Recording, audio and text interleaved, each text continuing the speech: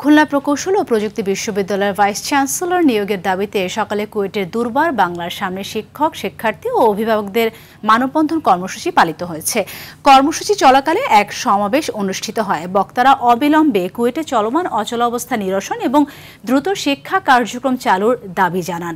সরকারি প্রাথমিক বিদ্যালয়ে বৃত্তি পরীক্ষায় 2025 বেসরকারি প্রাথমিক বিদ্যালয় ও কিন্ডারগার্টেনের শিক্ষার্থীদের অংশগ্রহণের সুযোগ প্রদানের দাবিতে মানববন্ধন হয় ফরিদপুর, রংপুর এবং গাইবান্ধায়। এদিকে ঢাকা বিশ্ববিদ্যালয়ের অধিভুক্ত কাঠামো বাতিল করে বাংলাদেশ ইনস্টিটিউট অব টেকনোলজি মডেলের আদলে স্বতন্ত্র সত্তা নিশ্চিতের এক দফা দাবিতে বিক্ষোভ সমাবেশ করে বরিশাল ইঞ্জিনিয়ারিং কলেজের শিক্ষার্থীরা।